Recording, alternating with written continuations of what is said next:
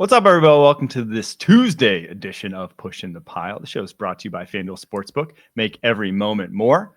As we do every Tuesday, we have our film reviews, Kyle's Trench Take, JP's Playbook, my rookie report, a little Monday Night Football recap. I stress a little because, well, those were some tough ones last night. And then we have our Upon Further Review segment at the very end where we discuss, well, something that we've been stewing on. But I want to start with this. They announced it over the weekend. The Super Bowl halftime performance. And it's none other than Bad Bunny. And if you haven't heard of Bad Bunny, don't feel Bad Bunny. I'm a fan. As someone who's like, I enjoy Bad Bunny's music. I'm not going to hate this halftime performance. Big fan. I hate the selection, though, at Bad Bunny because he does not sing in English. None of his songs are. He is a Spanish language artist only. He's even said, I'm not going to ever sing in English. He's from Puerto Rico. The NFL. Why would he sing in English? He's the best. Exactly. He's like one of the most popular guys in the world. He doesn't even say. It's like right.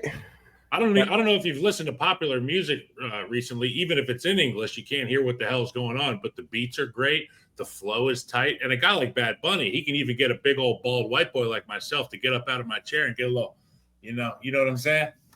But I think this is a bridge too far in the NFL's global initiative. I can deal with a couple games overseas a year. When you have, a vast majority of America cannot understand what's going on in the halftime performance. I think this is we've gone a little too far in the global initiative of trying to get fans outside of the U.S. This is America's game.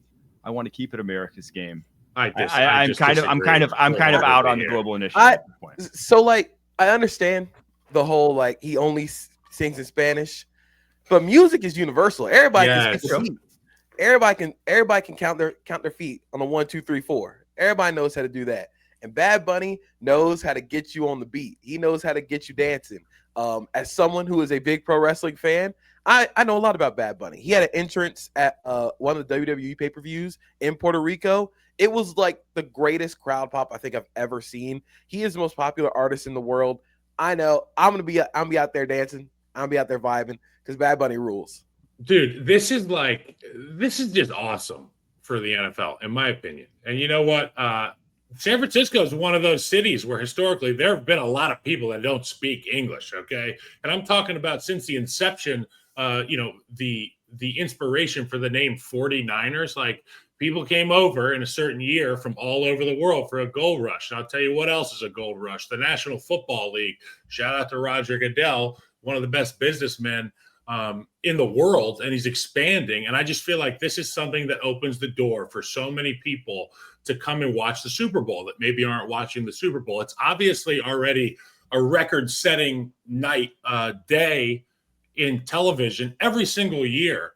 I think this just pushes the ball out in front of you even further. And you know what? I'm not going to understand many words. I'll understand some of them. But like JP said, it's about an international language of music. And I'm going to be dancing, and that crowd is going to be lit. There's going to be people hearing Bad Bunny for the first time going, holy, you know what? This is awesome. And he is so popular. Most popular artist in the world. I think it's gonna be really cool, honestly. And I know the whole rumor was if the first person, if Bad Bunny didn't take it, Jay-Z was gonna do it, which I thought would have been hilarious that he's just gonna nominate himself. But Bad Bunny doing it is gonna rule. I think again, just being able to have that international flow of music. I mean, Shakira and J-Lo did it in Miami, and it was really fun. I'm excited for it. It's going to be awesome. I took 4 years of Spanish, and I hope my Spanish teacher isn't listening. I don't remember much of it, but I'm going to have to refresh before Bad Bunny performs. All right, let's get to Monday Night Football, where we had the Dolphins take down the New York Jets for their first win at home in Miami, 27-21. They cover as 2.5-point favorites. Over hits there, 44.5. My number for this one, it was 3. Jets fumbled 3 times, 3 big ones too. Well, one was on 4th down, Justin Fields, but it gave him good field position because he just basically threw it backwards. Reminded me of that one play with the Bears a few years back where he was just running backwards, fumbled. I digress. I just wanted to bring that up for Kyle's sake. One was on the goal line. One was the kickoff to return to start the second half. Basically just sealed their fate right then and there as the Miami Dolphins went down and scored right after that. But the big news from this game, it's not that the Miami Dolphins won their first football game. It's that Tyreek Hill career may be over. Dislocated knee. And if you don't know what a dislocated knee is, never heard of that, it's because it's a rarity. It means you tore all 4 ligaments in your knee, ACL, MCL, PCL, LCL. At 31 years old, this might be it for him, unfortunately. It sucks because it felt like the Dolphins finally found their flow offensively. They finally looked like the Dolphins we expected them to look like. They had the run game going. They had all their options in the passing game going. Tyreek Hill was getting involved a lot. Darren Waller was catching touchdown passes, which, you know, he played. Not only did he play, but they had the specific game plan for him to get the ball on third down. On people's heads, dude. He was dunking on dudes. And, like, you know what? I was very critical of Darren Waller, especially like when the Dolphins traded for him. But being 6'6" doesn't like change when you retire, when you come back. That height travels. So he actually looked good too. He was getting open. I mean, like, he might even be used more in the future. I don't think this was just a flash in the pan. Definitely will have to be, right? I mean, yeah, he's gonna have to now, especially with Tyreek out. But it sucks for the Dolphins because you finally get something good going. And then it's like yanked all the way at like immediately during the game. And you could tell as soon as he went down, everybody's like, oh no, like this is not good. And it just sucks for the Dolphins. Even if it was a torn hamstring and he knew it was torn and he went off to the side and it was like immediately, oh gosh, Tyreek is out. It's really serious. Or if it's, an Achilles, you look around and you're in that huddle and you're like, God, that's our guy. Like that's the guy who makes everything happen offensively for us. It's equally as important as having a guy like Tua at quarterback for your team. And I'll tell you, the psychological impact is not only does our offense look differently, but people lose that feeling of invincibility as a football player. And usually when you play and you're healthy, you forget that there's even a chance you could be hurt. And then you see something happen to a superhero like Tyreek Hill from a physical standpoint. It's like Tyreek Hill, Myles Garrett, and maybe a handful of other guys that are in that outlier category physically. So as a player, you're like, man, if it can happen to him, it can happen to me. You start looking behind you when you're blocking people. You start looking around piles, and it's that hesitation that costs you the margins of performance. Now, as far as the recovery goes from something like this, obviously, I don't know. But back to my comments about him being an outlier physically, if there is anybody on planet Earth that I think would be able to gain the muscle mass, reconnect the ligaments, rehab to some semblance of his former self, it would be Tyreek Hill. He is, for people that have never seen this guy in person, I've put my hand on his shoulder and be like, oh my God, he's just like a ball of clay. Like he's just a beast, so muscular, no fat on his body. If there's anybody I would bet on to get back on the horse, it would be Tyreek. But I would also understand if a guy like Tyreek is like, my superpower is speed and explosion, I don't feel like myself, there's no point in me being back out there. Really tough situation for Tyreek and the Dolphins. Yeah, so like I said, knee dislocations are pretty rare. If you recall, Robert Edwards, one of the more famous ones, former Patriots, I believe he was a rookie of the year, or at least like 1,000-yard back his rookie year, did it in the Pro Bowl beach game back in the day when they used to have that. They ended it after that because he dislocated his knee in that game, never really got back to form again. But the guy who did get back to form after a knee dislocation, Nick Chubb, sophomore year at Georgia, had a knee dislocation. And then obviously went on to the NFL, but a little different rehabbing at 19 years old versus 31 years old here for Tyreek Hill. So hopefully he can come back, but obviously at this point in his career, that's pretty devastating. I don't know about you guys. I texted you after I saw this, but the Tua Tagovailoa slide, I screamed no. Like I slid, he gets popped, like his head hit. Like that was, I thought maybe on the replay it would show, oh, okay, like shoulder hit and his head never really hit. That was the first time he really took a head shot since obviously everyone knows what happened last season. I thought we were going to see the worst, man. I just did, just given how easily it happened to him last year. But thank God for that, because if they would have lost them both in one game, that would have been pretty devastating. Tua was feeling himself yesterday. Did you guys see the little flip reverse that they ran? That's like one of Tua's like best like traits is the ball handling, where he can do those reverses. The touchdown to the H-N where they like, I think it's like a freeze like option play where they have the fullback lead out on toss. It was really cool, and the Dolphins do it a lot. But he faked like he was like handing the ball off to nobody, and then turned around and flipped it back to H-N. It's what the Dolphins like do best to try and get their guys in space. But Tua was out there; he was feeling himself a little bit. I think that's kind of like the slide was the heat check. Dude, given the Dolphins running game, if it's probably a foregone conclusion at this point, if Mike McDaniels isn't their coach next year, that guy needs to be in demand as an OC, because what he does in their running game to scheme around what is a shoddy offensive line, to say the least, like he still does a ton of creative stuff.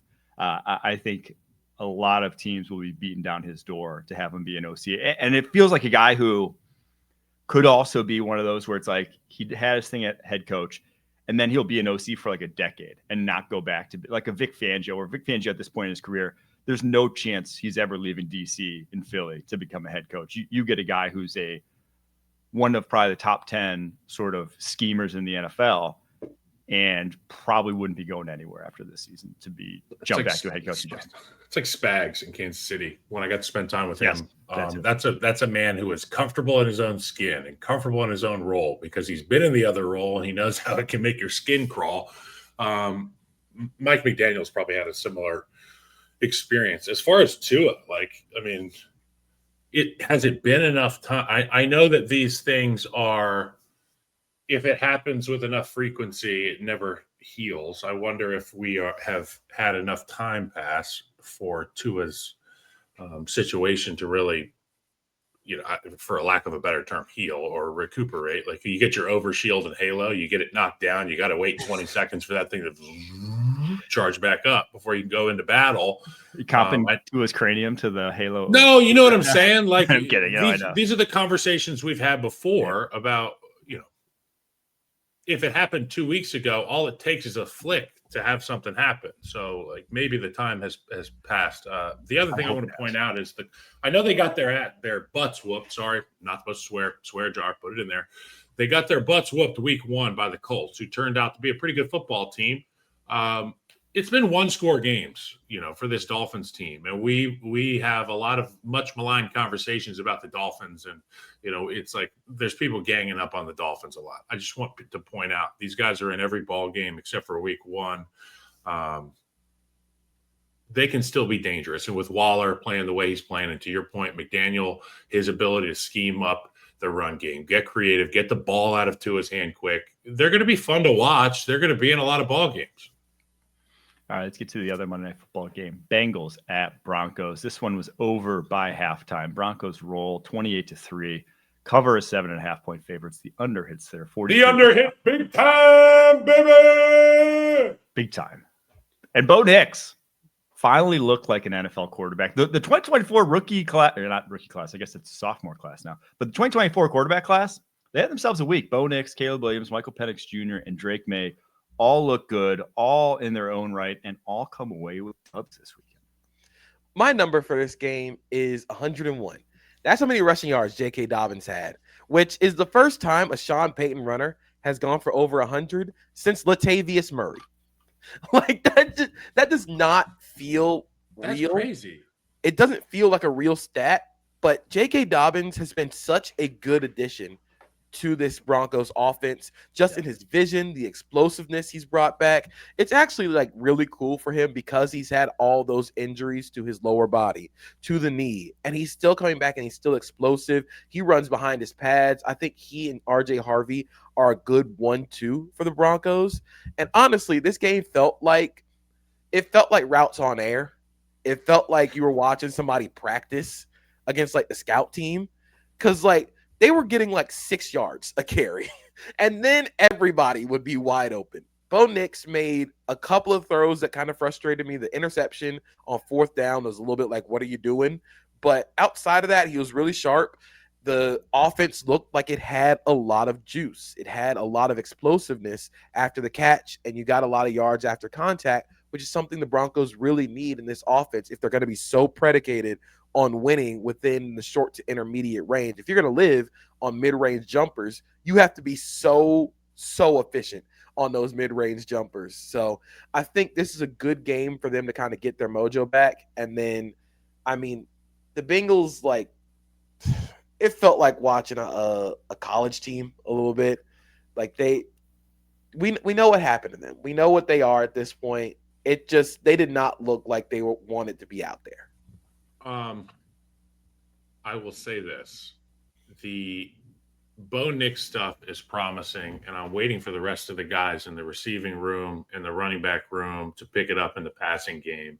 But the thing that makes me really happy is the running game. It's like you can set your watch to the physicality of the running game. You can set your watch to the ability for their secondary to glue guys up. And, you know, you're watching T. Higgins and Jamar Chase out there frustrated the whole night. And I understand they're with a backup quarterback, but I'll be honest, if Joe Burrow was in there, the game might have looked a little bit different. The under might not have hit, but it would have been a multiple score win for this Denver Broncos team. There was one sequence that stood out to me. Bo Nix threw a wheel route to RJ Harvey, and he was open. I think it was RJ Harvey. He was open, and Troy said that RJ Harvey geared down. Bo made a good throw. And I was like, damn, that would have been, he might have hit his head on the goalpost if he catches that ball. Very next play, they hand the ball to RJ Harvey, and that man runs like a man possessed, trying to get his boo back, get his respect back. I love that. And the reaction from Bo Nix week 1 looked a lot different than the reaction we got from Bo Nix after that ball hit the fingertips of RJ Harvey. They kind of looked at each other and were like, we know, we're going to be all right. Same thing with Franklin a couple times. Him and Bo Nix had some good conversations. And I know they have history together, but you have to be able to have these difficult conversations without it boiling over, without it becoming something. Saw that from this group last night. All right. The only real interesting storyline for me coming out of this one is, where is Trey Hendrickson going to be traded to at the deadline here? Something real interesting to point out, like during this game for the Bengals offense, I think Troy pointed out on the broadcast, they couldn't hear. Like, they couldn't hear the communication in the helmet. Jake Browning was always like, turn up the volume. And there was one stretch of the game where they have a delay of game on like 2nd down. And then they take another penalty after that. So now you're in like 3rd and 20 at this point. You got to run a shallow screen to Jamar Chase just to pick up some yards. And then you take a delay of game on 4th down unintentionally. Like, on the punt. It was like punt. It was a penalty, a break, line up for punt. We all know what's going to happen, and a delayed game. It's not like you're not fooling anybody. This wasn't like an intentional like try and move back to give the punter some more room. This was just nobody could hear, and it's a testament to the Denver crowd. That crowd looks amazing. Stadium looks awesome. The new lights are sick. Just the down to down, snap to snap process for the Bengals, even with Joe Burrow in the game, has felt like it's been lacking. And that is a reflection of the coach. So at this point, like, what are we doing here? You're supposed to be putting your team in the best position to succeed, and he's actively working against this team. Yeah, there's the past 2 weeks, and I get you played the Vikings defense. I get you played the Broncos defense. But the things that you can control as a head coach, the things that you should have your team doing, they're still not doing well. Like, it has been just a nightmare of a scenario for the Cincinnati Bengals this year. And we said it after Burrow went down, like, this could be, it feels like it's probably trending towards the last season of Zach Taylor in Cincinnati. All right. There's your Monday Night Football recap. We're going to take a quick break. After that, Kyle's Trench Takes, JP's Playbook, and my rookie report coming up next. You can always count on Sundays with the NFL on CBS and Paramount Plus. So even if you can't count on accurate expiration dates, that is a rookie mistake, or people appreciating your fashion sense, Jim, the crowd is not on board here. You can always count on Sundays with the NFL on CBS, streaming on Paramount+. Glad we wear our good jerseys. Yeah. All right, now it's time for the Trench Take, sponsored by Nationwide. Just like any good O-lineman can protect the quarterback, open lanes for the run game, Nationwide offers great insurance and great financial services. Nationwide is on your side. All right, boys. You know who else is on my side? Tate Ratledge plays right guard. Your boy played a little right guard, okay? And I hated playing when I was playing in Detroit. But this guy is also playing in Detroit. He's playing pretty damn well, in my opinion. Okay, so this is the Tate Ratledge kudos trench take, essentially. One thing that I love about Tate Ratledge, obviously from the very start when I found out about this guy, me and Mike were talking about his RAS score, relative athletic score, okay? Your ability to generate explosive power, your ability to move at your size. I mean, take a look at this manimal, all right? Even if he didn't move well, I think he'd be okay. But he does move well, and he's got a great plan. So he gets his second step in the ground as well as any young player that I see in National Football League right now. So you see a lot of players take their first step and make contact with their opponent, and then they have to drag that next foot up. They can't generate movement. Tate Ratledge, boom, boom, back. Okay, that's what it looks like. That's what it feels like. Not only is he strong, I can tell he feels strong at the point of contact. He feels heavy at the point of contact for defenders because he's got his feet in the ground, okay? I'm a really big fan of some of the things he does, particularly in the under center run pass fakes, okay? So play action pass set, for those who don't know what I'm talking about. So when Jared Goff's under the center, he's a foot away from Tate Ratledge, said, I want you to sell run, but it's pass. He makes run and pass look the same, okay? He essentially just spreads his feet at the snap of the ball, fits his hands, and then sits down with the 3 technique, the head up, the 2-eye, anybody. So from under center or in gun passing situations, this gives him the confidence to be able to get to a short set. And most of the time, if you're walking down the street and you say, show me what a pass set looks like, what do people do, guys? They're doing like a vertical set. They go backwards. Tate Ratledge doesn't go backwards. And just like a pitcher with a great changeup, Tate Ratledge has taken to this short set, which became in vogue in the early 2010s with guys like TJ Lang from the Green Bay Packers. I was taught to do it by Aaron Cromer. It's a jump set. It catches people off guard, and it really takes away their initial plan. And if you can take away a defensive lineman's fastball, they're in big trouble. So I can tell you what else it does to defenders. It shocks them. They don't plan on being punched before they get to their first move, or for some guys, a predetermined rush. Mostly the slender rushers are surprised by jump set because they're thinking about how to out-sexy you to the ball. You know what I'm saying? They have a way about them that they're trying to attack edges and set you up. But if you can get to them before they can set you up, that's a great spot to be in as a guard. So if you're facing a strong down the middle rusher, a la Ndamukong Suh when I came in the league, a great way to stymie that momentum and put the advantage in your hands is to get on these guys early. Fight the fight. Start fighting the fight as far from the quarterback as you can. Short setting is only possible, though, if you have your 2 feet in the ground. You got to pick them up, put them down. That's what I used to say on a short set. Pick them up, put them back down. It gets your body moving, and once your feet move, your hands can move independently. So the feet are important, but the most important part of this short set are the hands, okay? So it's only possible if you're efficient with your hands. And when I was a young player, my dad used to remind me to practice with aiming my punches and my strikes, because the only time that he ran into problems with his fingers or his hands is when he got sloppy with his strikes.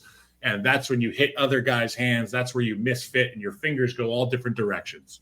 But if you're accurate and you're efficient with your feet, you can dominate the point of attack like a boxer. It's 1-2, 2-1 with the hands, or snatch. There's a multitude of ways to do it. Tate Ratledge has figured out how to have success with it. The only time I saw this guy run into trouble was on the wide technique that Cleveland runs. They run the 5 technique, the 7, or the 9. like Cliff Averill, Michael Bennett used to do in Seattle. Remember that nightmarish look from Seattle? Mm-hmm. So that makes it so Tate Ratledge becomes a tackle in his set. And that's not what he is. Tate Ratledge ain't a tackle. Okay, so if the Lions are going to make the run that I see them making offensively, Tate Ratledge is going to be a huge part of it. I got to give kudos to this guy. That was your Trench Take, sponsored by Nationwide. Nationwide, so much more than a great insurance company. They're one of America's largest financial services companies, too, for your insurance and financial needs. Nationwide is on your side. Nationwide Investment Services Corporation, member FINRA, Columbus, Ohio. OH for the boys. We talked a lot about Lions coordinators and who they lost, who they kept, who they brought in. I think the most important person that Dan Campbell kept on that offense is Hank Fraley, the offensive line coach. Because if you are going to be bringing in new guys like Tate Ratledge, like Christian Mahogany as new starters, Graham Glasgow moving to center, having a good offensive line coach raises that floor and helps them, like you said with Tate Ratledge, doing what he does best. And something that I saw when he was at Georgia is he is so good in the short set. Like you said, he's like a boxer. If he gets his hands on you first, he wins that rep. So seeing him grow, especially after week one, where everything looked out of sorts for the Lions offensive line, it's been really cool because I think a lot of people, and they were right for it. I mean, the Packers kind of pantsed them in the first game of the season, but they found their mojo. They found their groove back. And I think that's a huge testament to Fraley and their offensive line. I will say this about Ratledge and the short set in particular. You better be athletic, because if you are and it's kind of like a stylistic. I think back to those Packers offensive lines where it had Sitton and Lang, and those guys are like 305, 310 pounds. They're not big boy guards. They are guys who are quick, though. They are guys who can get on you in a hurry and then ride you like a rodeo rider rides a bull, right? Joe Tooney does it too. All they're trying to do. And with Ratledge, his anchor is not great. Like if he were to normal set, try to catch a bull rush from an NFL DT consistently, he would be in Jared Goff's lap play after play after play. That was his biggest issue on tape at Georgia. This is the way you get around that. And so for a guard like a Damian Lewis maybe, or like one of those sorts of guards who's like 330, this ain't going to be your jam. You're not going to get by doing this because you're going to get swam a lot. You're going to miss a lot. And you're going to get free runners at the DT position because you just don't have the footwork. You don't have the quick twitch to deal with a quicker defensive tackle doing this. But it's a styles make fights sort of thing. And this is Tate Ratledge's. This is how he's going to live consistently. And I agree. The gelling of this interior so quickly for the Detroit Lions has been one of the stories of the season, because week one, it looked like could be something that sinks their season. And by week 4, it looks back to being a strength. All right, JP, you want to hit us with the playbook this week? All right, let's open up the playbook. The first team I want to go to is the New England Patriots. They got a lot of good stuff going for them right now. Drake May, top 10 quarterback in EPA and success rate. But very quietly, the Patriots are really fun with 2 backs on the field. This is a Josh McDaniels staple. It feels like he is running all the hits from the old Patriots with all the 12 personnel, the gap scheme, and then mixing in some of what they did with Cam Newton during the pandemic with some of the counter bash, some of the run game stuff. And it feels like they're just running so many cool things. And with 2 backs in the game, when they're in 21 personnel, the Patriots have a 0.79 EPA per carry, which is second in the NFL according to Sumer Sports. The only team above them has only run 21 personnel 6 times this season. So on this first play, they're going to jet motion Antonio Gibson, who is lined up at wide receiver. This makes sense because Antonio Gibson is sort of a slash player. He was a slash player in college. He was a running back slash receiver. Now he's doing sort of the same thing in New England, and they're going to jet him in motion. And watch the Panthers linebackers when he goes in motion. He's going to go in motion. They hand it off on the jet sweep, but Ramondre Stevenson is faking like he's getting the ball. These guys have no idea where the ball is. And with Antonio Gibson in the game, you have 2 running backs on the field. You can do this jet sweep, and you can get to the perimeter where you have good perimeter blocking. You have guys in New England who can really block their butts off in the downfield run game. So you get an explosive play on the ground. Then the very next play after this, they have Travion Henderson in the game as doing same thing as Antonio Gibson, Ramondre Stevenson in the backfield. Same motion. They're going in jet motion again. They're going to move Henderson in jet motion. And again, watch what happens to the linebackers on this next one. Everybody, they get the jet motion. They're like, oh, crap, jet sweep. Here it comes. They got two backs in the game. It's something tricky. All the linebackers flow, but you're getting split zone action back with Hunter Henry or Austin Hooper leading up in front of Ramondre Stevenson. And he takes off. He doesn't get touched until like the 12-yard line on this play. Like, this is a major explosive run.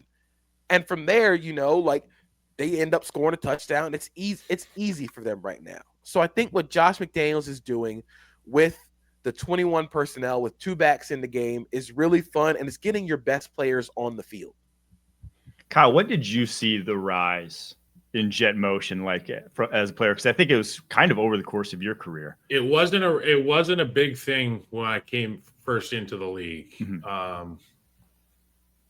It had to be probably 16, 17 when we started seeing that fly motion, counter orbit, like guys going around behind. A lot of that stuff that we saw from colleges were making their way into the NFL, and it really helps having multiple guys who can do multiple roles, because you never know what you're preparing for. I think back to how much stress that the Kansas City Chief offense would put on defenses, obviously with a guy like Tyreek who could stretch the field. But what I'm thinking about, what's Mecole Hardman? He's in the game. Every linebacker's like, okay, he's gonna get a jet sweep. That's what he's gonna get, or he's gonna run a 9 route. You know what I'm saying? So when you do give that jet sweep to your Mecole Hardman or whoever it is, the eyes of the linebackers are going to be there the next time you show it. And just like JP so aptly pointed out last time we did JP's Playbook, all good offenses have a counter punch to the punch. That was the punch we saw in the first one, and the counter punch was a knockout. And I mean, this is why Josh McDaniels is a great offensive coordinator, and this is why his name is always around. Yeah, I know there's – oh, go ahead, JP. Yeah, it's actually just really cool what they're doing, and having a quarterback that can really get the ball downfield, and Drake May, who kind of maximizes everything. Let's be a little bit more creative. You can throw two backs out there. You can make that look like a pass play because you have a quarterback that can get the ball to them in whatever position. Yeah, I do just think if you're not – so, some quarterbacks have said they don't like motion at the snap because it's changing their picture. Right? Aaron Rodgers particularly, has said over the years he doesn't like motion because it's changing his picture on the fly because they're moving, either the linebackers are moving or the coverages are rotating differently because of it. But it's also changing the picture for every single defender. And in the running game, when basically all your rules are predicated on strength of formation, if you can change the strength of the formation literally as the ball is being snapped, that creates chaos with your second level defenders. If you can add a third receiver, and in coverage, a lot of your coverage rules are based off of how many receivers are on that side. And if you could change that literally, again, right at the snap, and so they're having to communicate immediately as the ball is being snapped that, hey, it's not a 2 receiver side, this is a 3 receiver side, and now we could even have 4 if the running back flies out that way as well. It's like, why not do it? Why not make defenders have to think? Why not make these guys have to communicate and think on the fly? Yeah, it might change your picture as a quarterback, but it's changing the picture of all 7 back, linebackers, corners, safeties, all the back 7 defenders. And if they're not all on the same page, someone's going to be wide open, or it's going to break your coverage rules in some way, shape, or form, or could break coverage rules in some way, shape, or form. That's so advantageous that if it changes your pick a little bit at the quarterback position, it's like, hey, that's what you get paid to do. Now I'm having a flashback, Mike, and I can answer your question a little bit more clearly. Okay. Yeah. So when I first got into the NFL, I was coming from Oregon, 1 year at Oregon, 2 years at junior college. I had I knew what I was doing on plays. I didn't know why I was doing it. And I mostly leaned on the veterans near me to tell me where to go. And trust me, I got the job done, You know, I got these guys blocked for the most part. I used to grade. But I was out there faking till you make it type. Well, around 2015, 2016, we started seeing a ton of pre-snap motion. And with pre-snap motion came changes, adjustments I had to make with my assignment. And it became built into some of these plays that the motions would obviously affect the shell and the box. And it was no longer you have number 52. It was you have this spot. And whoever shows up at the second level on that spot, it could be the nickel rolling down. It could be, the linebackers could be on a string. And when you see that motion, it's like the Sam bumps, the Mike bumps, the Will bumps. And that's what we saw in that touchdown there, or the explosive on the jet sweep, the non-jet sweep. There is so much benefit to having pre-snap motion. And it may be a little bit harder and you may be slow on the uptick in terms of who's got what and why. But once you figure that out, you can really catch defenses on their heels. And look, even Aaron Rodgers went motion before his 80-yard touchdown the other day in Dublin. So, JP, do you see this two-back stuff as being so advantageous that it's going to be more popular? Like we're seeing, I think, a rise in two tight ends for sure. Like to try to take back a strength in the running game against teams that want to just sit in deep shells. Do we think two backs is also on the table for a lot of teams of doing the same thing? I think it's sort of on the table, and it's largely just because you can't really find you're not going to find a lot of, like, when you run 21, you're not going to find a lot of fullbacks. You're not going to find a lot of use checks, Patrick Ricards. Not everybody Mike has Burton. those. Yeah, you're not going to have a lot of Mike Burtons.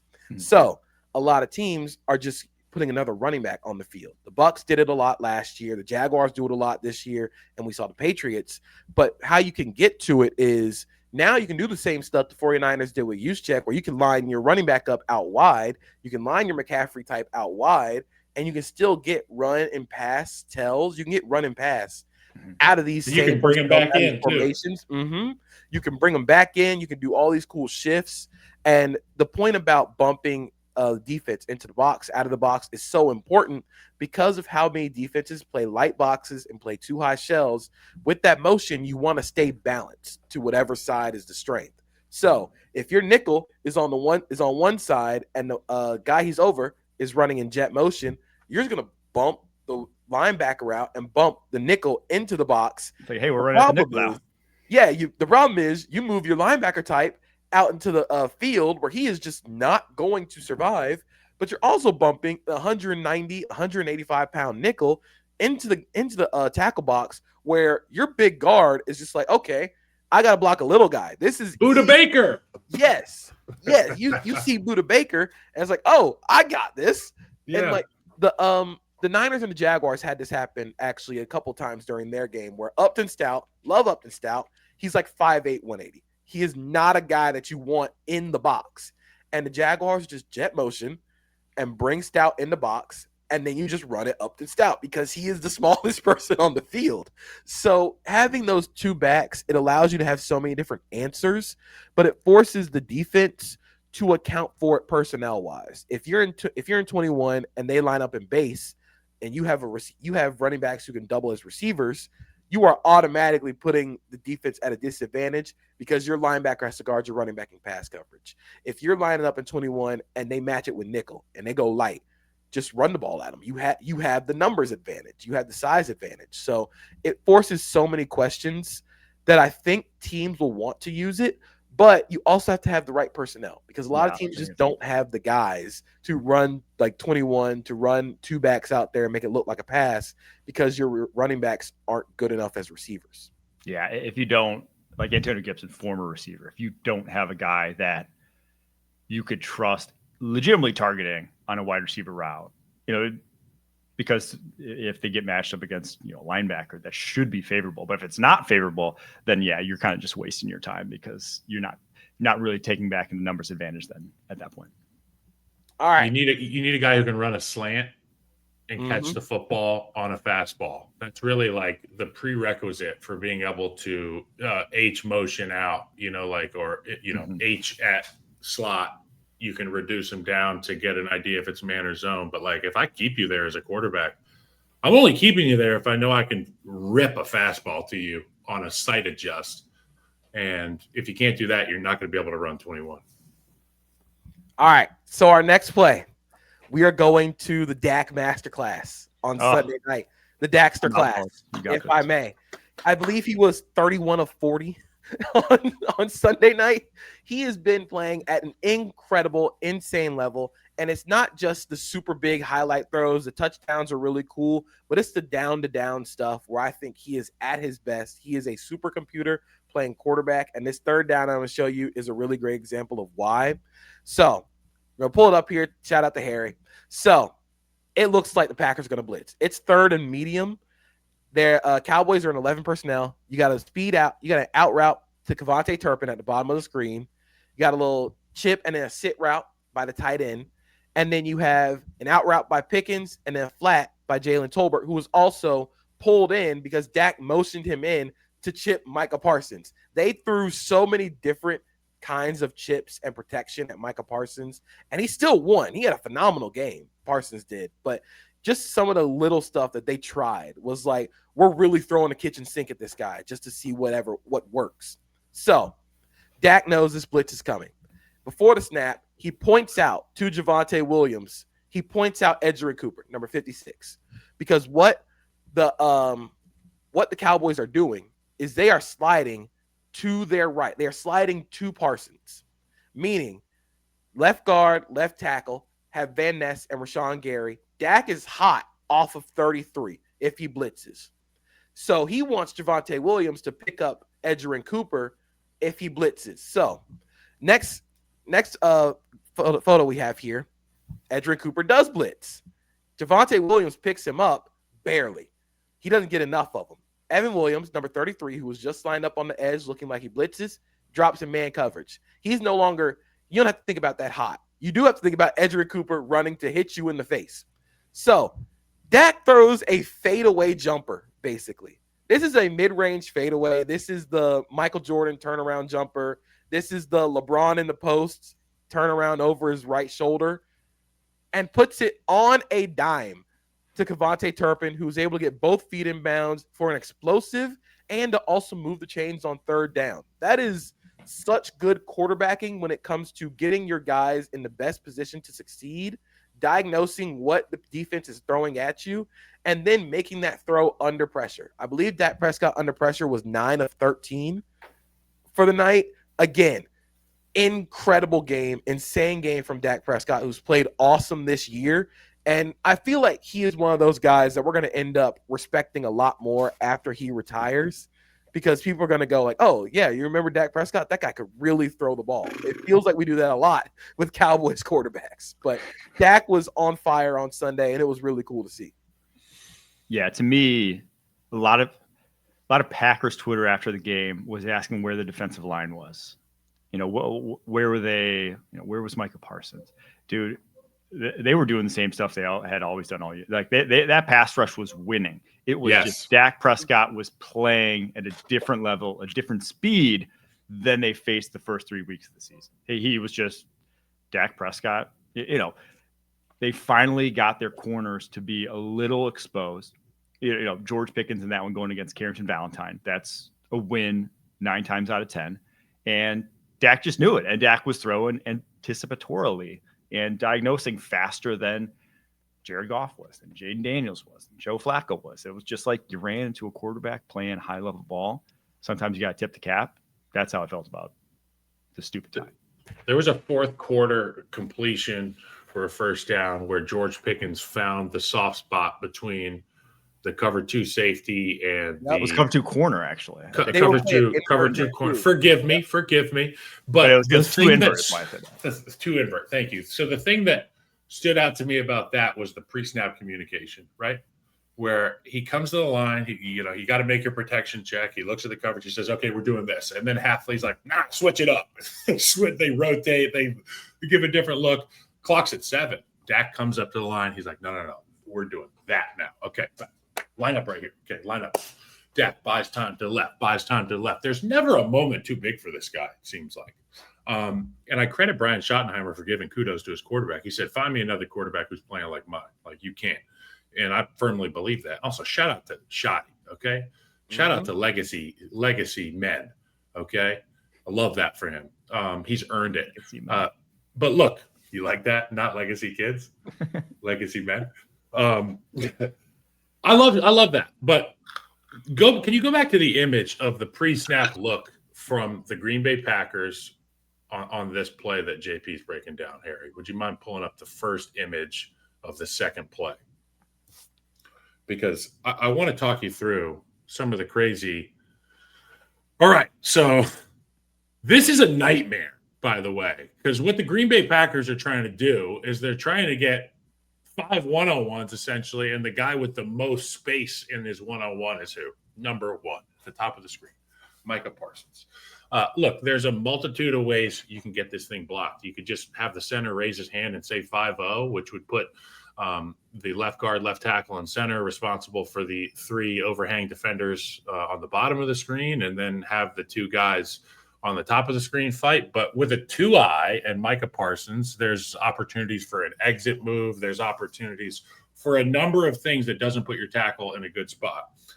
I'm just telling you, every play is like this, okay, as an offensive lineman. Every single play is, if we don't figure out this puzzle in the next 10 seconds, our quarterback is going to be taken out of here on a damn stretcher.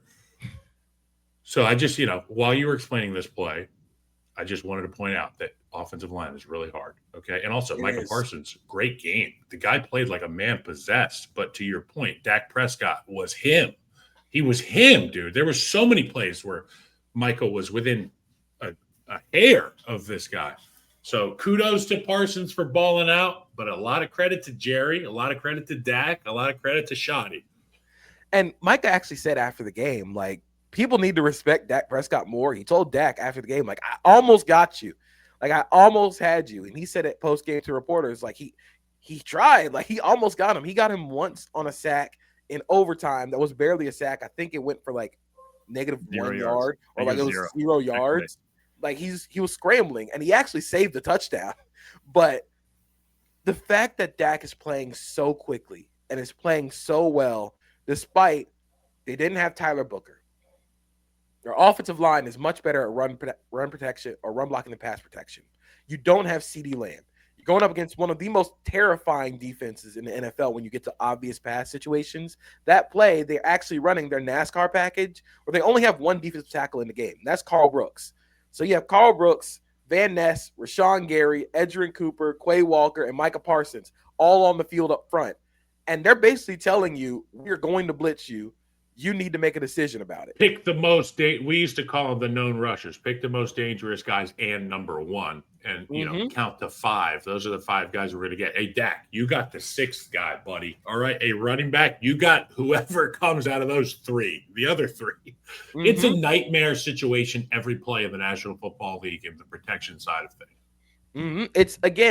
It's like you're playing Overcooked. Everything is happening, and there's 24 seconds to get this play off. You have to communicate the play, communicate protection, communicate checks, all within 24 seconds, and you still have to get the play off and actually get the ball moving downfield.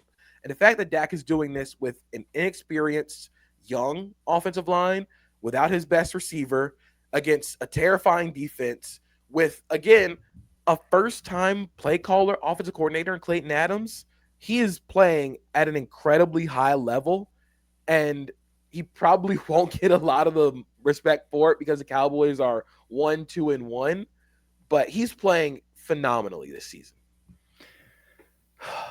I just wish he didn't do it this past week, but congrats, Dak, I guess. Whatever. The Packers were better with clock management. They would have had 2 shots at the end. Dude, if they just even tried to score a touchdown, like they were not attempting to score a touchdown. They attempted to kick a field. They attempted to tie the game. As soon as Matt LaFleur knew that game could end in a tie, he only wanted one thing. Get out of here alive. I've never seen a coach more scared of an opposing kicker. He was terrified of Brandon Aubrey. He didn't want Brandon Aubrey to kick a 75-yarder on their head. That's all it was. That is all it was. He didn't want to give them 10 seconds because if they had 10 seconds, they were probably going to get to their own 45. And if they got to their own 45, Brandon Aubrey was going to make that field goal. We need to nerf kick? Do we need to? So they have the quarterback ball that the quarterbacks play with, and then they have a thing called the K ball, which is like punters and kickers use it. Yeah.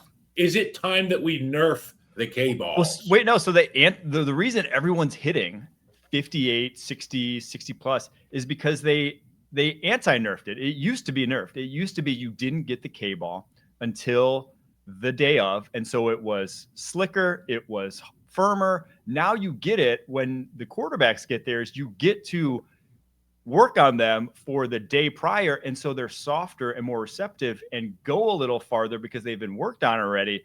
That's why everyone's kicking 60 or plus yarders this year. They changed the rule this season. That's why it's happening. So what I'm hearing is the kicker balls are juiced.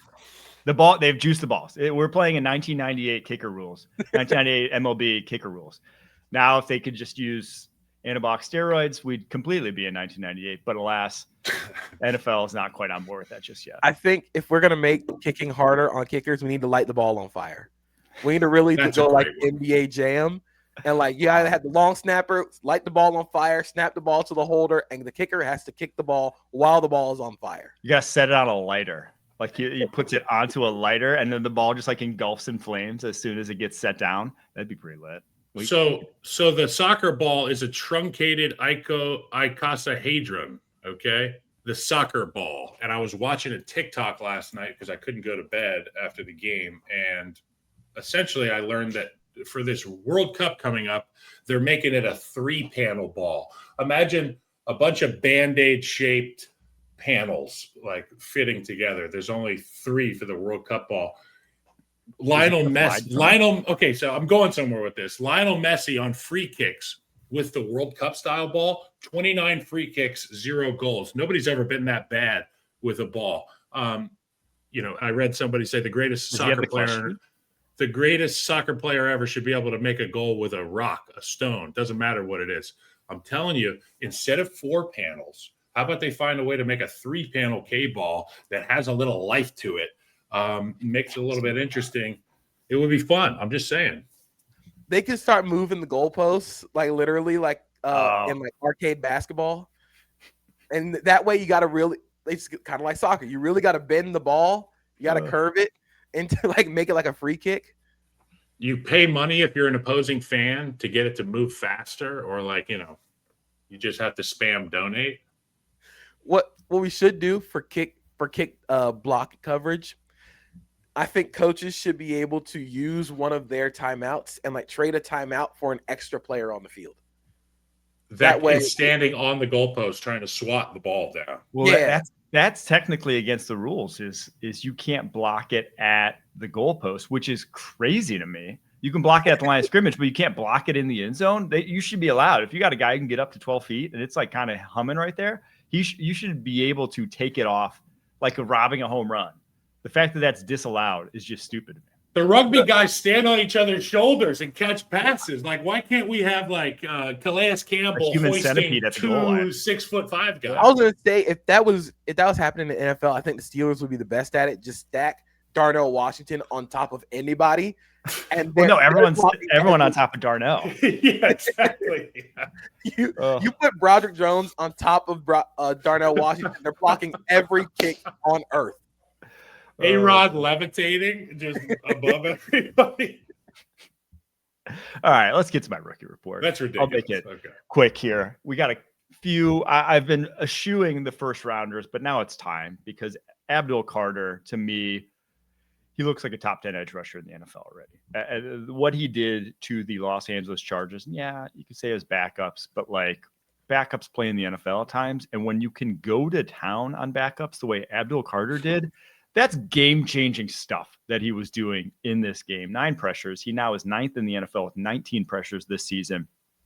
And feels a lot like it. And I didn't want to make this comp too much coming out of Penn State because I hate like the same school comps, but this guy feels a lot like Micah Parsons. Yep. He just does, because there's only so many athletes that you can point to that move the way these guys do, Micah Parsons, Abdul Carter, but then also are strong. I think that's the biggest thing. Like Nick Bonito is the same similar tier of athlete to these guys in terms of twitch, in terms of burst, in terms of how he gets to the edge. You saw the play last night where he just ran around Orlando Brown Jr. and he didn't even jump the snap. On the other side, Jonathan Cooper jumped the snap. Nick Bonito just ran around because he's that quick off the ball.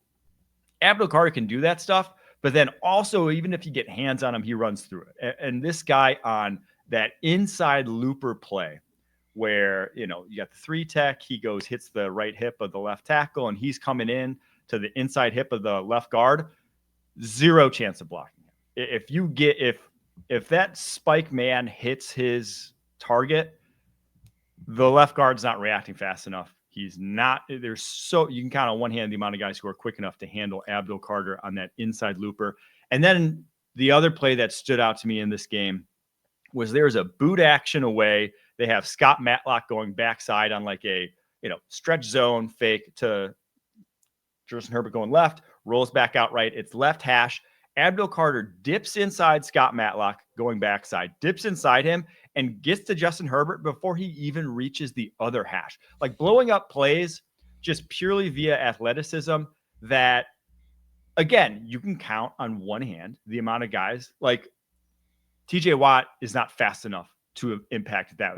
Will Anderson is not fast enough. There are so few guys that are truly quick enough to blow up that play that Justin Herbert just didn't even have a chance to throw the ball. Not even just dump off, didn't even have a chance to throw the ball on a play. So what he is bringing to the table is truly special. Honestly, the amount of guys I would for sure take over him the next 3 years is very, very low. It's Micah Parsons, it's Jared Verse, it's probably Myles Garrett. That's truly it at this point, given what I've seen so early on from Abdul. And it could change in the next 3 months. He could. Yes, he could be in that conversation with those guys over the next few months. Because again, it's the best start to a career I've seen since Micah Parsons, just in terms of those pure havoc plays, those true game play ending plays that just so few guys can make in the NFL. He is so talented that he would ruin practices. And we've all heard stories about guys that had to literally sit out of practice because they can't get anything done with them on the field, in their best form. Aaron Donald had to miss practice. I did joint practice against Von Miller. We didn't get anything done in 2015 against Von Miller as an edge rusher. He can literally attract so many eyes. I watch a guy like, I'm not saying they're anything alike. They're completely different. Max Crosby this past week. You can affect the football game in so many ways when you've got a guy like Max, like Abdul, like Micah. You can line them up anywhere and you just say, go play football. I don't care if it's a backup or a starter. Abdul Carter's given people nightmares all season.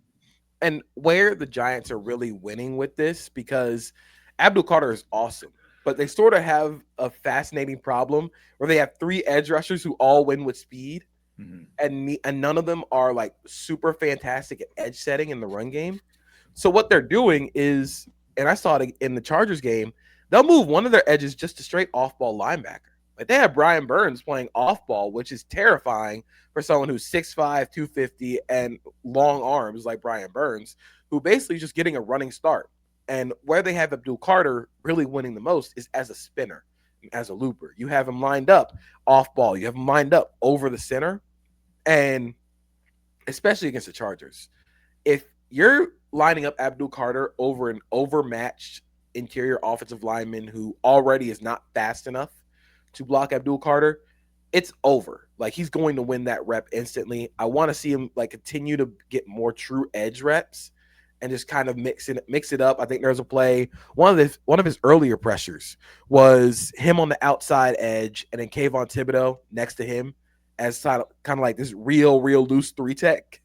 So again, if you can line up all 3 guys and Dexter Lawrence on the same field at the same time on pass rush situations, good luck trying to block any of them. And Burns is having an awesome start to the year. Thibodeau is playing really well, but Abdul Carter really is doing some of the most fun, like havoc stuff in the NFL right now. All right, my other guys I want to touch on. I just wanted to give a shout out to this rookie running back class because said it all draft season. I said it, even after where they landed, I was like, this rookie class is going to be just different. It's one of the most loaded since I've seen since like the 2018 class. That was in and of itself insane. And this past week, I think you saw it. Ashton Genty goes 144 on 21 carries, 1 touchdown, 9 broken tackles. He now has 22 broken tackles. He's second in the NFL behind only Bijan Robinson. And it's funny. Everyone was talking about his yards before contact, how bad the offensive line's playing. He was at negative yards before contact heading into this week.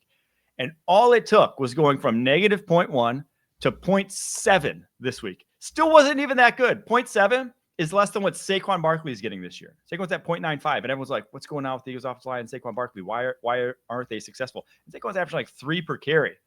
He was at 2.2 last year. So 0.7 is all it took for Ashton Genty to turn into a monster this past week. He has been, if you just go on a carry for carry basis, what he has done, people questioning the pick. And yeah, you can question the pick from like team building perspective. Don't question the pick from the talent perspective. Genty is a dude. Amarion Hampton. Now, again, we questioned Greg Roman and what they did from a play calling perspective and just how little they gave him the rock, considering he averaged over 10 yards per carry this past week. But he looks like when he gets on the edge, when he gets matched up with corners, there was a play in that game where it's a 3rd and 1.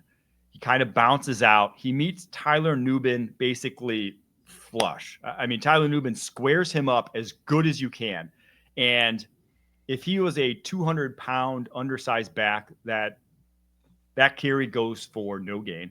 You're punting right there. But no, it's Amarion Hampton. He's 225. And what he did was drag Tyler Nubin for about 14 more yards before Tyler Nubin fell off the tackle, ended up running 19 yards after contact on that play when he was squared up one-on-one. But Amarion Hampton, when he's gotten like his chances against safeties, corners, he's just been rolling this year. Now, I think more gap scheme stuff is the answer here. His long touchdown in this game came on a counter play where they used the jet motion we're talking about, where they ran a receiver right up through the hole with a guard pulling as well. And he just cleaned house, ran to the house. He has speed. He has power. I do think from a vision perspective, just give him a runway. Just give him a line of sight, and the guy will create something with it. And then Quinshon Judkins, obviously the off-field issues preseason. Once he's gotten back on the football field, he has looked like a bell cow sort of back. 82 yards on 21 carries. Not a great offensive line in his own right, but his dynamism, his ability to make guys miss one-on-one, and his cutting ability looks like a guy who will be starting in the NFL for a long time. Already 237 yards and 2 scores through 3 games. So those first 3 backs off the board in this past year, they all look like big hits. And then even down the board, I think long-term we have 3 guys there. I think RJ Harvey is probably going to be a long-term starter for Denver after this season. You have Cam Skadbo, who looks like he's not going to give up the basically starting job there in New York until his legs turn to dust. You have Ja'Cory Krosky-Merritt, who's probably going to be the starter down the stretch here for the Washington Commanders. There is a lot of talent in this rookie class. We could be seeing somewhere in the neighborhood of 6 to 8 long-term starters out of this class. A quarter of the NFL could be starters. Yeah, wow. It's a damn good rookie class. The Amarion Hampton is such a fun runner to me because he is so no nonsense as a runner. I think he's a little similar to me, sort of like early, like James Conner, where like he's not going to try and like make you miss, not going to try and go around you. Amarion Hampton's not going to try and run around you. He's not going to try and hit you with juke moves. He's not going to try and cut back on you. He's going to run you over. And that is my favorite part of watching him play. It is, if you meet Amarion Hampton in the gap, you better have eaten your mini wheats before the game. He is going to try and put you in the dirt. And I think it matters so much for this Chargers offense because it sets a tone. Because if you're going to be the physical gap scheme team, you can't have a running back there who's afraid of contact. You can't have a running back there who's getting taken down every time somebody meets him in the hole. Like, you have to have a guy like Amarion Hampton. And I think as they continue to give him more carries, as they continue to give him more stuff, getting him downhill, you can see sort of that, like, as soon as I put my foot in the ground, this ball is going right where it's designed to go. Like, he is following that play to a T. And I think that matters so much for this offense. And it's really cool watching him grow. You get frustrated looking around the league at some of the running games with some of these backs who are trying to reinvent the wheel or not go where the thing is designed. And just like they're hitting their head on the wall every time, trying to bounce plays, trying to over leverage plays. Like you get a guy like this, it's a real tonic. It's great. It's like as an offensive lineman, you understand where your guy's going to be because the aiming point says inside leg of the tackle. I know Big O is going to hit the inside leg of the tackle, so I know where I'm going to be. It makes everybody better.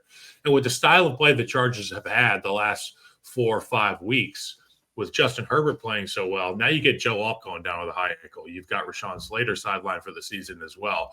You are going to have to lean on the running game more. And to have a guy like this, you can set your watch to. He's a coach's dream. You set it and forget. It's like putting the RC card down after you wind it up. You let go and it just goes that way. You know where it's going to go. All right.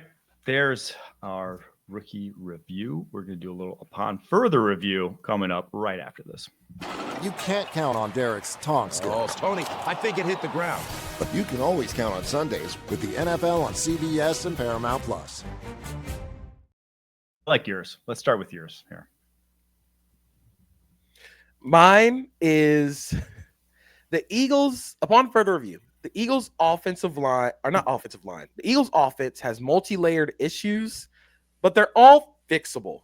Like, it's not like the Eagles have problems that they just won't be able to fix this season. The first thing that I saw watching the Eagles, first of all, Jalen Hurts had negative 18 passing yards in the second half, which is honestly kind of impressive. Like, to move the ball backwards 18 yards, and it's not the first time they has negative yards in the second half.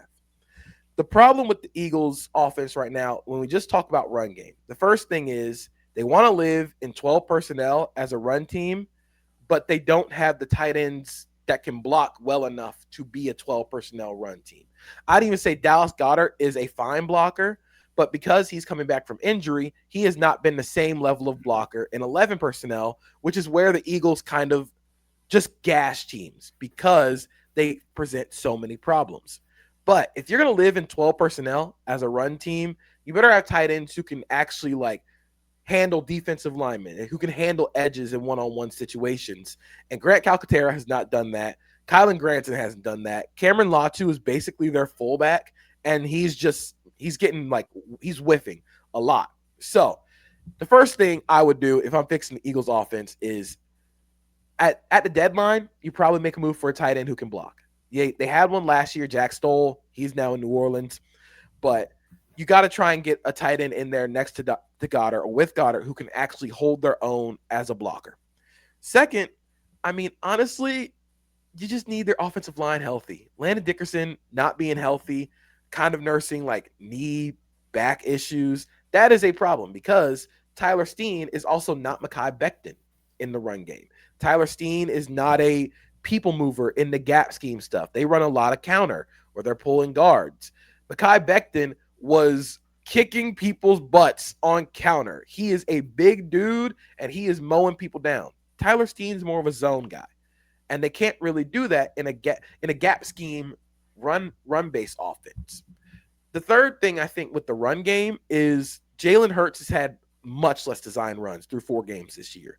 I think this year he's had 5 design carries that weren't scrambles. He had 14 through 4 games last year, so it's already gone down drastically.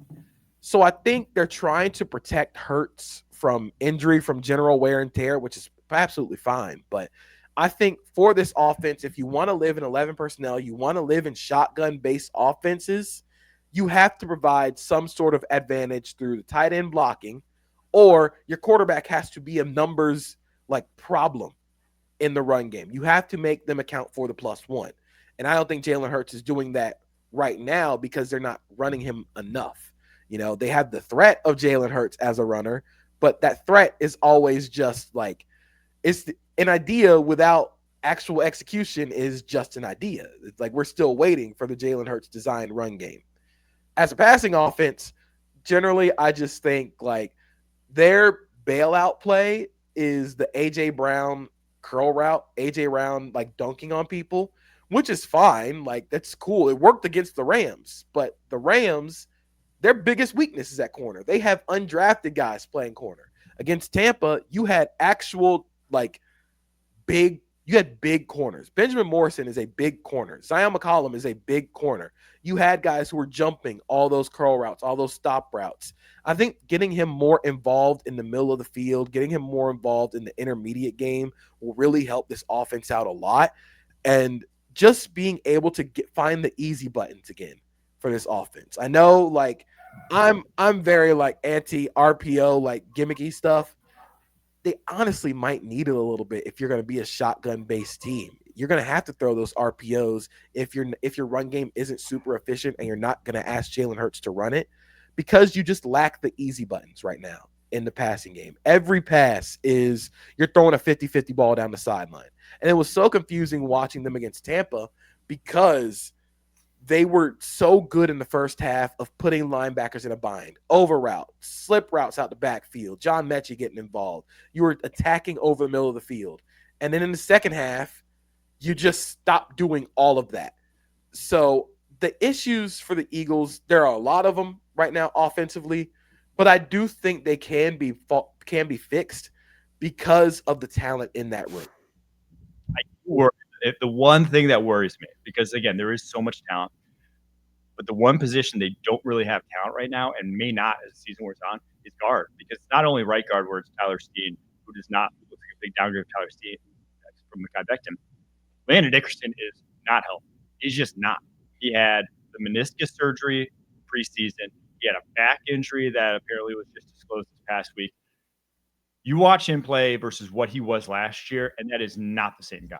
And unfortunately, with him, if you knew anything about his draft stock and like him coming out of Alabama, he had one of the worst injury histories of any prospect. He had 2 ankle surgeries. He had 2 ACL tears throughout his career. He is a guy who was beat up, and now with the meniscus, with the back, he's not like hurting them, because obviously you'd be on a backup offensive guard if he was out, if he wasn't, but he is not the same. Can you guys hear me? Yeah. So, look, I love the way that JP broke that down.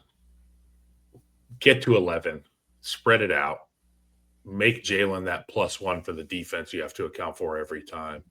I understand that this group, their strongest piece has been their offensive line, and it's the reason that 4-yard carries turn into 14-yard carries.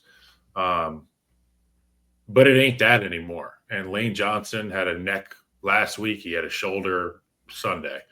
I'm going to tell you, without Lane, the offense looks drastically different. Without Lane and a healthy Landon, the sky is falling. With Steen in there, it ain't much better. And now you got Matt Pryor in there. And you're going to have to really lean on your skill players. You're going to spread it out. You're going to try your best to get light boxes. You said that Steen does well in the zone game. Well, let's get to light boxes and run inside zone with that read option.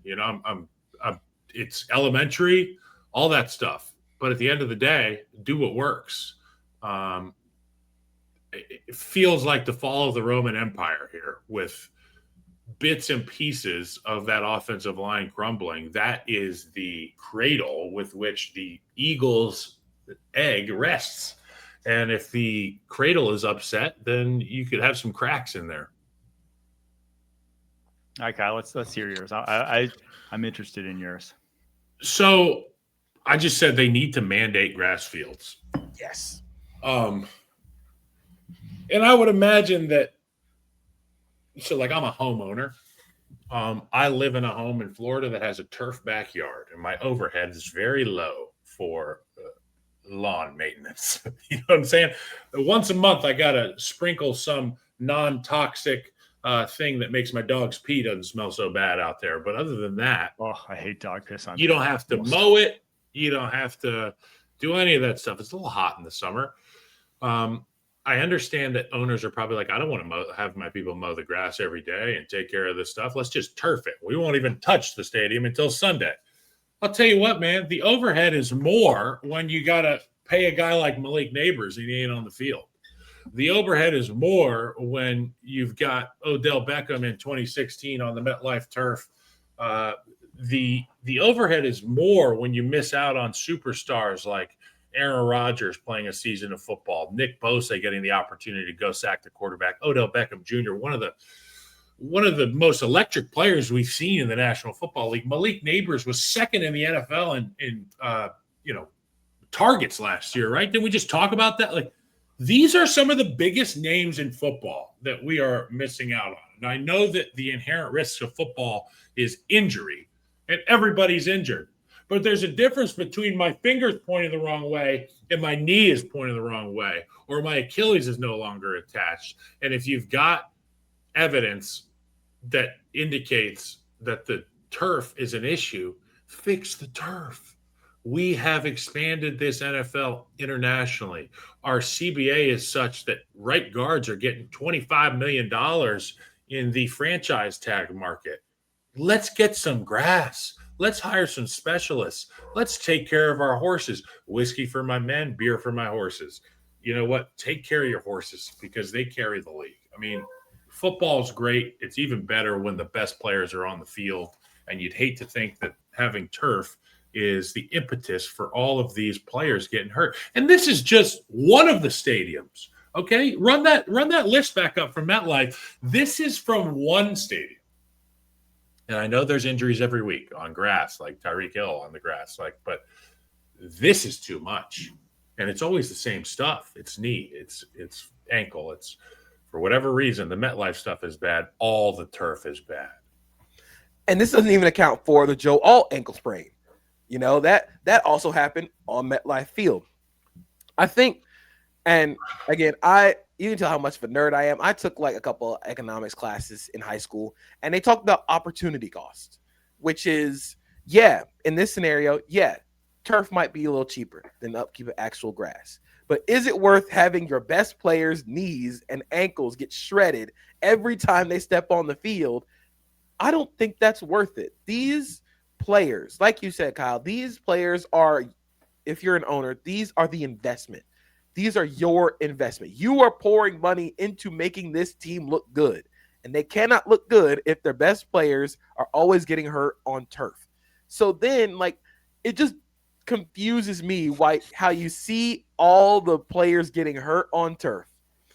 And the logical reaction is not get rid of turf, but nothing. You just sit there like, oh, well, football's football. No, like this is, one is a coincidence. Two is a trend. There were like 7 up there. This is like an omen at this point. They have to change the turf. They have to put in grass because these players are the investment, and you want to invest a lot of money into the thing that's going to make you look good. You don't buy a Ferrari and park it on the damn street. You put it in a garage. You temperature control it. You put it in a humidor. You know what I'm saying? If I got Malik Neighbors, I'm doing the same thing. I'm hiring private security to watch that guy. You know what I'm saying? And I understand. I mean, some domes, not every dome has Arizona's capacity to roll in grass. Like if you're in the north, if you're in sometimes some northern cities, like it's difficult to just grow grass at that point in time, as Chicago has proven. But if you're an outdoor stadium, MetLife, Tennessee has turf, like what are you doing? Like, how lazy are you to put turf in an outdoor stadium? You can't pay. I mean, I know why. It's because they have events there. It's because they use it as a concert venue and people are standing on it and getting matted down. Figure it out. You can figure this out. Again, too much money is at stake. Too many guys' livelihoods are at stake for, I mean, just a guy to tear his ACL, just going to plant to jump, which injuries like that, again, those are the ones where turf, more often than not, is the culprit that you just don't see on grass nearly as often because of the softness, because of how much, because of the lack of dead spots, the way you get on turf. So injuries you don't see from turf that don't show up in the post-game injury report is just the absolute blunt force trauma that your body takes, your shoulder joints, your ankle. You know, you may not blow your Achilles or your knee, but you feel drastically different after a game that's on turf versus at a game that's on grass. All right, my last upon further review here. It's about quarterback rehabs going on across the NFL and how I think we may see more NFL teams rethinking basically how the developmental curve at the NFL level is done at the quarterback position. Sam Darnold, Daniel Jones now, Baker Mayfield, Geno Smith, even maybe not necessarily this year, but obviously the past few years. I think the approach, and we've said it before, the approach the Packers have taken at the quarterback position has obviously paid off such massive long-term dividends that it's impossible to ignore. If Jordan Love was starting right out the gate, and then year 2, and then year 3, he may have gotten ran out of Green Bay already. Like before he got his opportunity to start, the fans may have given up on him. The team may have given up on him. He might have been cast aside, and he might be a guy on this list. But he didn't. He got 3 years to develop. He got the time he needed at the level he needed to become now a franchise quarterback. There's just such overwhelming evidence that the Patrick Mahomes of the world, the Lamar Jacksons of the world, the guys who come in year 1, year 2, or I guess year 2 with both of those, break out to be MVPs. Those are the outliers. Those Caleb are Williams not. of the world.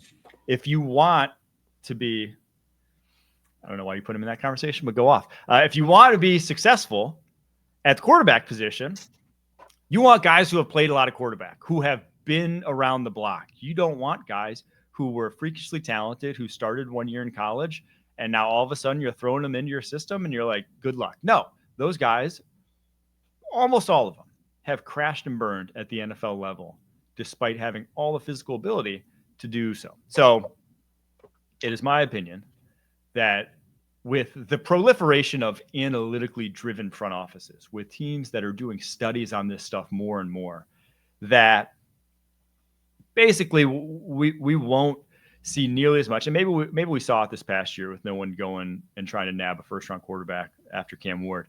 But we will see a much longer developmental curve given to these quarterbacks, and need to see it because it's too valuable position one, and the success of guys like the ones just mentioned, Darnold, Jones, Mayfield, is too great to basically be casting aside, as all their former teams did, guys who can legitimately win you games in the NFL. I think, and it's going to be kind of funny to say, but I think Andrew Luck sort of changed how people view the quarterback position, especially young quarterbacks, for him to come in and immediately get and RG3. And RG3, for them to come in and immediately take those teams to the playoffs. Everybody expects their young quarterback to do the same thing when those two guys are just not. They're just different dudes. They were just different dudes. And I think what a lot of teams do, and especially as a fan of a team who did this to their number 1 pick, they put them in the situation where it's like, hey, you're throwing to Laquan Treadwell and Laviska Shenault, and Darrell Bevell is your offensive coordinator. Have fun. Good luck. Your head coach doesn't know who Aaron Donald is. Good luck. But I think we need that time, like you said, to develop, that time to sit and get acclimated to the NFL. Find out what you do best, and let's maximize that while we continue to add stuff to the playbook. And I think for an NFL that everything, you got to win right now. You got to win now. You got to get some wins on the board, or you will not be in a job. I think that has changed a lot of quarterback development, a lot of player development, where everybody's trying to win right now, of course, because you want to try and win the Super Bowl this year. But that development, it's not being taken into account when you have all these teams that bring in young quarterbacks, because you want to go try and win with them right now, go and try and turn them into an elite quarterback right now. But those things take time. You don't get Josh Allen now without 2018 Josh Allen, 2019 Josh Allen, who was legitimately one of the worst quarterbacks I've ever seen. So that development track takes time and belief. And I don't think a lot of franchises have either of those. College quarterbacking to me seems like jump roping. It's hard, but you can figure it out and you can dominate. When you get to the National Football League, there's a little double Dutch action going on. And if you're a guy like Jordan Love, you're a guy like Aaron Rodgers, and you get to sit there and watch somebody else double Dutch for a little bit, I'd imagine jumping into that double helix, jump rope is a little bit easier. I think, and I hope that we stop putting a tremendous amount of pressure on young quarterbacks. And I'm at fault too for saying the things I've said about Caleb Williams. But you have to imagine that there is a better way. And this is a great topic, Mike. And I hope that some of these ownership groups and some of these managers are listening. All right, let's get to Kyle's locks and let's get out of here. Locks are sponsored all season long by Cash App. Making money moves should be easy, and that's why there's Cash App. It's fast, safe, and honestly just way more personalized than the other apps out there. Kyle, what do you got this week? CMC, he's healthy. He'll be in the end zone anytime touchdown. AJ Brown, he's really pissed off. A little disconnect there in the Philadelphia Eagles locker room. Little 2.5 yards per carry. Throw the ball to AJ Brown, okay? And Cardinals, you're going to go Cardinals minus 8.5, and I got Denver plus 5.5 in that Eagles game. Keep an eye out for it. Bo Nix, balling. All right, there you have it. There are your locks. We'll be back tomorrow doing our power tiers. Until then, keep pushing.